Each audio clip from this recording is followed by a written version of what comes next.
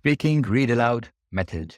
In this session, we'll look at the method that you should use while answering read aloud questions. This method has been used by our students for years and proven to give the best results. So the plan for this session is to look at this method in a step-by-step manner. And the way we will understand it is with the help of an example demonstration. So we'll first see what are the various steps, and then we will apply those steps to an example.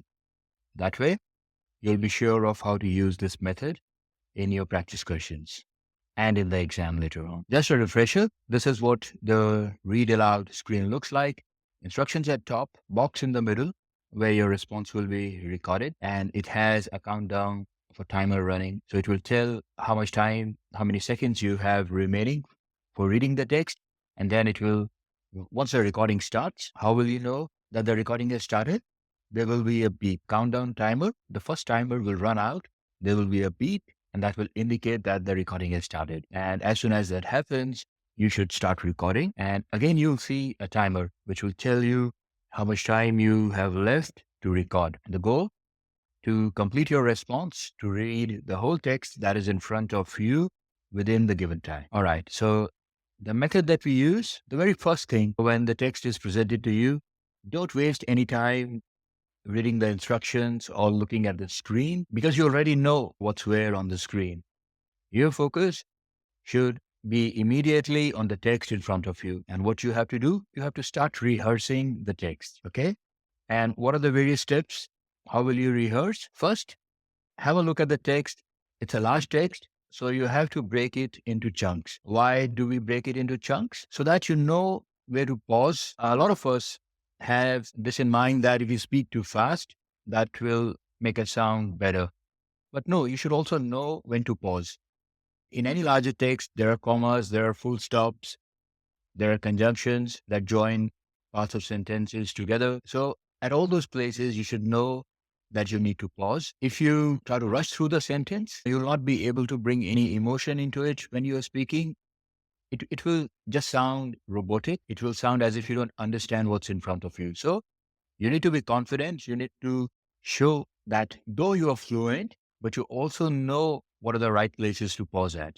And for that, you need to break the larger text into chunks, into smaller parts. After that, as we also discussed this in the speaking masterclass, the words which point the reader in the right direction. What's the right direction? Is basically what you want the reader to understand from what you speak. So those words and the words which carry main information, you have to put some emphasis on those words. You have to put some stress on those words. So when you're initially looking at the text, preparing yourself, you should identify some words to put emphasis on. After that, you have to note where to raise and lower your tone.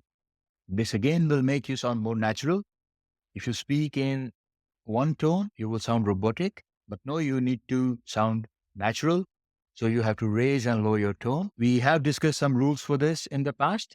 So if you want to refer, you can go to the speaking masterclass where we gave you the rules that you can follow, simple guidelines that you can follow, where to raise your tone and where to lower your tone. After that, quickly glance at the text. And when you are looking at the text, identify any difficult words.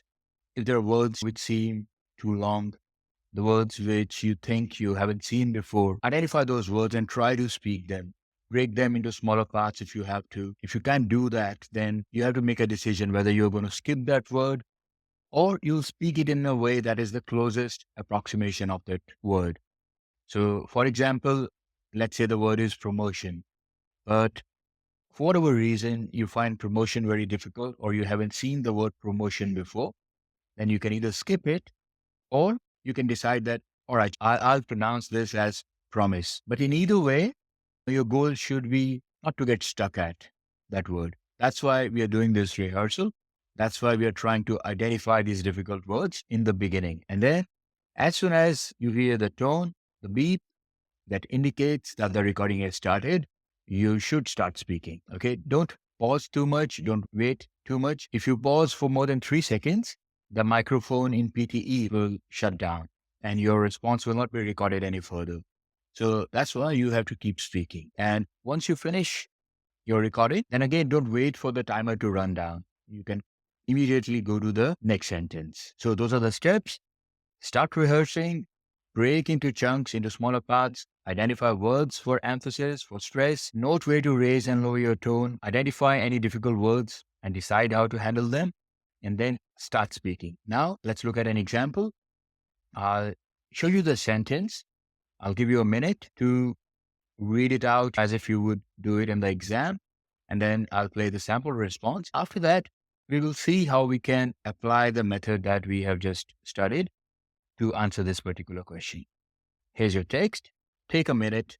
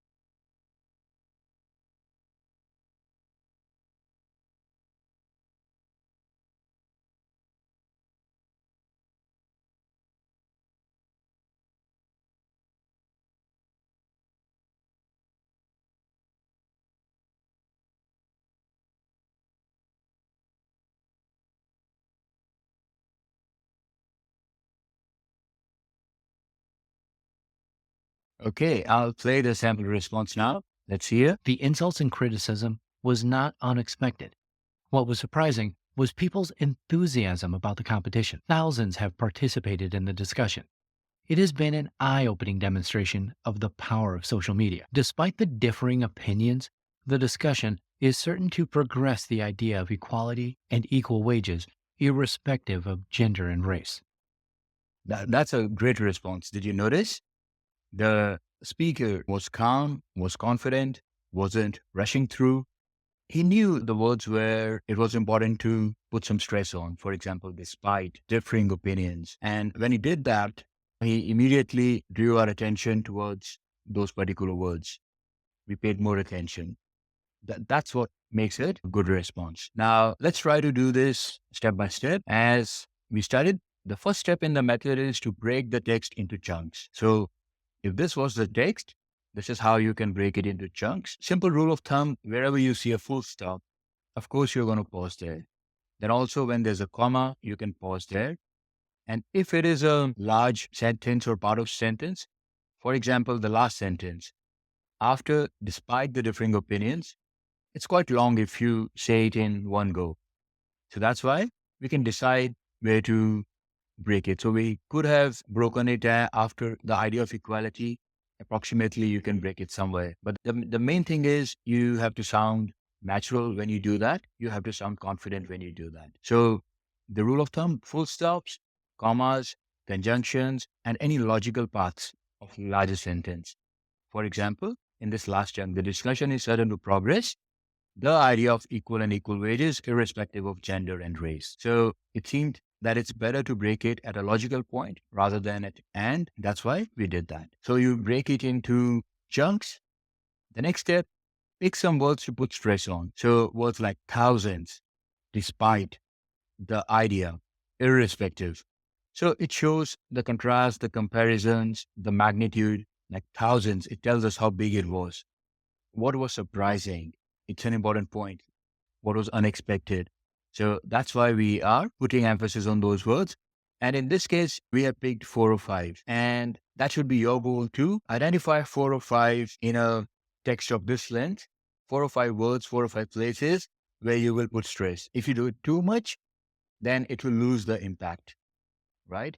It's making an impact only because we know we are putting it selectively. Don't think too much. Don't overanalyze the text. There's no one single right and wrong answer. Different people, when they speak, they will pause, they will emphasize, they will highlight different parts of the text. So as long as 4 or 5 you can pick, which are reasonably accurate, you should be fine. After that, you have to note where to raise and lower the tone. Now, in this, we're showing you just one example, which is when you start and when you end. So when you start a sentence and when you end a sentence, that is when you make a statement. That's when you raise your tone. And when you end it, that's when you lower your tone. There were some other rules which we also looked at. For example, if there is a list of words or options that you're speaking, in the last option or the last word, you will lower your tone. But for all options and all words before that, you will raise your tone. Please refer to the speaking masterclass to get a complete list of rules that you can follow here. That is your third step. After that, pick out any difficult words. This is just an example. Let's say somebody finds it difficult to pronounce demonstration. This will vary from person to person. Any word that seems unfamiliar, that seems too long, difficult, strange, that's the word. You need to practice, identify and practice. So, for example, demonstration, you can break it into demon and stration, your demonstration, different ways. The idea is to figure out to handle it somehow. If it seems too difficult, you can make an approximate guess, or in the worst case, just decide that I'm not going to get stuck on this particular word when I'm speaking. And when I reach this word, I'll just skip it and go over to the next word. That's a sound strategy as well. But if you have not identified these difficult words before, then when you start speaking, you will stumble on these words. You will get stuck and that will hamper your fluency. We don't want that to happen. And after that, all you have to do is start speaking. If you're ready, the microphone has opened up and you can start speaking. So that's simple. Once again, I will tell you the steps. Start rehearsing, break into chunks, identify the words for stress, note where to raise and lower your tone, identify difficult words, and then start speaking. And when you start speaking, speak loudly, speak confidently, without hesitation. That should be your goal. When you do any practice, our goal is we want to become an expert in the methods that we learn. So always follow these steps. Of course, as you practice more, they will almost become a part of your subconscious. You will look at the text and you'll immediately know the full stops and commas even when you're reading. So you won't have to spend a lot of time there, but it's still in your mind. It's good to have these steps that you should follow if you want to give a high scoring response. All right. So that is the method that I recommend strongly for read aloud. Thank you.